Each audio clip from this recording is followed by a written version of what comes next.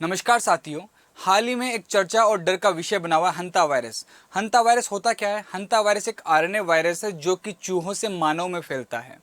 क्या ये वायरस अभी नया आया है या पुराना है? ये वायरस बहुत लाखों साल पुराना है जो कि चूहों में होता था।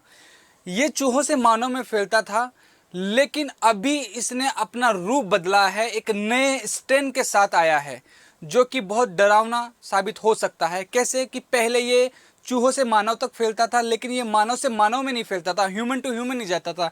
लेकिन एक नया स्ट्रेन आया जिसका नाम है एंडीज। हंता वायरस का ही एक स्ट्रेन है जो कि ये मानव से मानव में भी फैल रहा है। चर्चा में क्यों है? क्योंकि अमेरिका के अंदर एक क्रूज के अंदर ये इससे 4 केसेस आए और चारों की डेथ हो चुकी है, इसलिए ये चर्चा का विषय बना हुआ है। हंता वायरस एक पुराना ही वायरस है। जो भी एनिमल से डिजीज फैलती है उसको जूनोटिक डिजीज बोला जाता है, उनको जूनोटिक डिजीज बोलते हैं। जूनोटिक डिजीज का मतलब क्या होता है कि एनिमल से ये ह्यूमन जब तक जो भी डिजीज फैलती है उसको जूनोटिक डिजीज कहा जाता है, चाहे फिर वो कोरोना हो या फिर ये हंता वायरस हो। कोरोना भी बेड से, चमगादड़ से ह्यूमन में आया है। रेबीज भी कुत्तों से किस में आता है? मानव के अंदर आता है। तो ये सभी के सभी क्या है? जूनोटिक डिजीज क्रिएट करते जा रहे हैं। क्यों? क्योंकि एनिमल से ह्यूमन तक आ रहा है। लेकिन हंता वायरस अभी तक एक लिमिटेड, मतलब कि चूहों से मानव में आता था, लेकिन मानव से मानव में नहीं जाता था। लेकिन अभी चिंता का विषय क्या है कि नए रूप में आया है जो कि मानव से मानव में भी फैल रहा है, इसलिए यह चिंता का विषय बना हुआ है। इसकी वजह से 2 तरह की बीमारी आ सकती है। पहली है HPS, मतलब हंता वायरस पल्मोनरी सिंड्रोम। इसका मतलब क्या है कि ये लंग्स को इन्फेक्ट करेगा।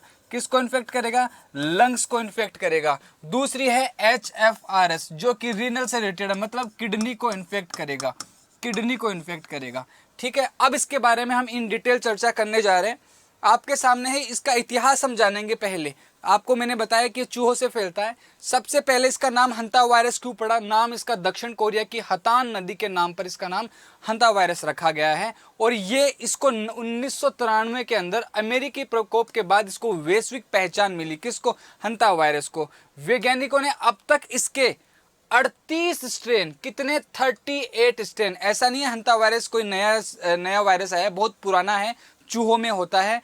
कितने इसके स्ट्रेन देख लिए गए? 38। लेकिन इस बार जो चिंता का विषय बना है वो ह्यूमन टू ह्यूमन पहुंचाने वाला एंडीज स्ट्रेन है ना। इसी वजह से अभी चिंता का विषय बना हुआ है। चर्चा में क्यों? जैसे कि मैंने बताया, 38 स्ट्रेन में से केवल एक एंडीज स्ट्रेन ही ऐसा है जो मनुष्य से दूसरे मनुष्य में फैल रहा है, इसलिए चर्चा का विषय बना हुआ है। इससे पहले जितने भी हंता वायरस है वो क्या है? डेड माने जाते थे, मतलब कि एनिमल से, मतलब चूहे से ये मानव तक जाते थे, उसके बाद दूसरे मानव में नहीं जाते थे, इसलिए इसको क्या बोला गया है?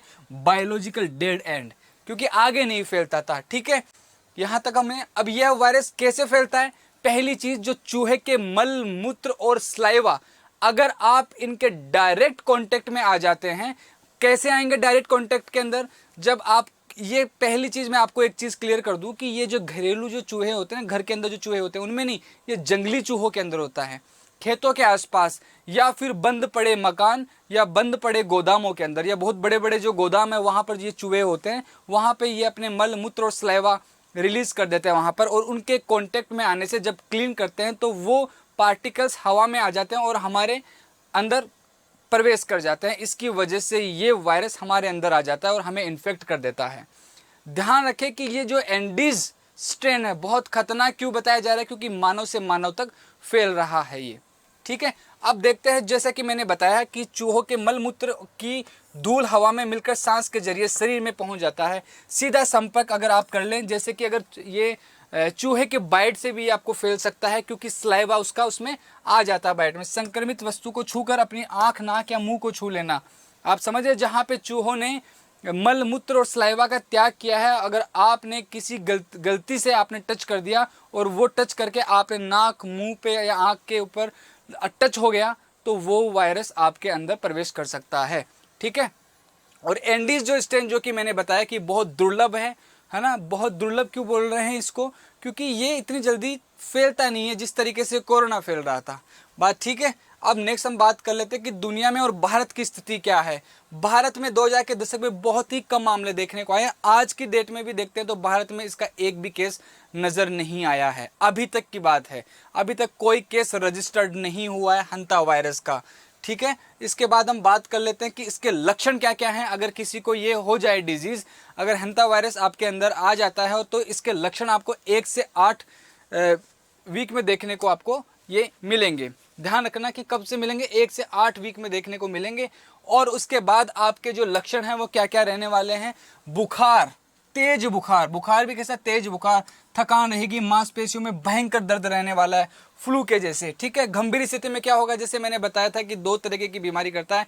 एक तो लंग्स के अंदर पानी भर जाता है, साथ में आपको सांस लेने में कठिनाई होती है। इसकी वजह से आपको डायरेक्ट कहाँ पे, वेंटिलेटर पे लेना पड़ता है, जो कि आर्टिफिशियल तरीके से आपको ऑक्सीजन दी जाएगी बाहर से, एक तरीके से लाइफ सपोर्ट दिया जाएगा। साथ में ये इसका सबसे ज़्यादा जो गंभीर स्थिति के अंदर फेफड़ों में बताया और किडनी में भी, जो कि किडनी को भी क्या करेगी, इन्फेक्ट करेगी, और इसकी वजह से आपको कंटिन्यूस डायलिसिस के ऊपर आना पड़ेगा।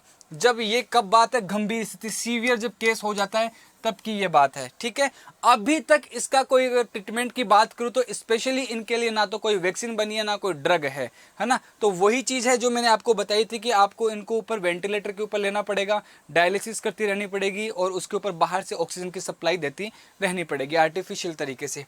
वही चीज़ जो मैंने आपको बताई कि 1 से 8 महीने के अंदर ये आपके असर दिखाना स्टार्ट कर देता है। 1 से फिर उसके बाद बुखार, जी मचलाना, पेट दर्द, 4 से 10 दिन के अंदर गंभीर सांस की समस्याएं और मृत्यु तक का भी जोखिम है। इसकी अगर आप फर्टिलिटी रेट देखें तो ये पहले 38 से 50% तक इसकी फर्टिलिटी मतलब मृत्यु दर देखी गई है। ये अब आंकड़ा थोड़ा डरावने वाला है, लेकिन अच्छी बात है कि भारत इसमें अच्छी स्थिति में खड़ा है।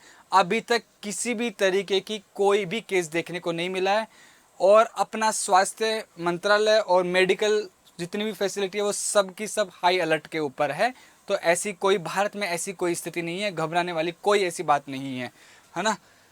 और एक क्वेश्चन आपकी जानकारी के लिए, जैसा मैंने बताया था, जूनोटिक डिजीज किसको कहेंगे, जो कि एनिमल से ह्यूमन तक फैले, उन सभी डिजीज को क्या कहा जाता है, जूनोटिक डिजीज कहा जाता है ना। एक क्वेश्चन आपके लिए है, एक तरीके से प्रैक्टिस हो जाएगी। निम्नलिखित में से कौन सी बीमारी जूनोटिक नहीं है, साथ में इसका आंसर दे रखा है। निपा वायरस है, हंता वायरस तो है ही, ब्लड फ्लू भी है, बर्ड फ्लू भी है, और टाइफाइड नहीं है। आपके सामने इसका आंसर भी दिया हुआ है। Thank you so much. इसी तरीके की जानकारी के लिए चैनल से जुड़ना ना भूलें, और पैनिक बिल्कुल नहीं करें। भारत में स्थिति एकदम मजबूत है, किसी तरीके की कोई चिंता की बात नहीं है, है ना। तो आप एक चीज़ इससे बचाव क्या हो सकता है कि ऐसी जगह पर जाने से बचें, और अगर आप स्वच्छता रखते हैं, अपने आसपास स्वच्छ रखते हैं, तो आप इससे काफ़ी बचाव ही एक तरीके से उपाय है। दूसरी चीज़, जब भी आप सफाई करें पुराने मकान के अंदर या पुराने गोदामों के अंदर, तो सबसे पहले जहाँ पे चूहे हैं वहाँ पर उनका मल मूत्र और स्लाइवा होगा, तो सबसे पहले उसको डिसइंफेक्ट कर दें। डिसइंफेक्ट करने के बाद आप मास्क लगा के रखें, ग्लव्स पहने, और फिर उसके बाद वहाँ से क्लीन करें। डायरेक्ट झाड़ू से नहीं करें, अदरवाइज़ वहाँ का जो उनके मल मूत्र हैं वो हवा में पार्टिकल्स में आ जाएंगे और आपकी बॉडी में प्रवेश कर जाएंगे। तो आप इसके लिए एक ही उपाय है, बचाव ही उपचार है, बचाव ही उपचार है इन सब चीज़ों के लिए। तो आप पहले ऐसी जगह पर जाने से बचें, और अगर फिर भी जाना पड़ता है तो फिर क्या करें कि वहाँ जो वहाँ पर जगह है उसको डिसइंफेक्ट करें, उसके बाद क्लीन करें। Thank you so much. इसी तरह की जानकारी के लिए चैनल को फॉलो करें, शेयर करें, और लाइक करना बिल्कुल ना भूलें। Thank you so much. Happy learning.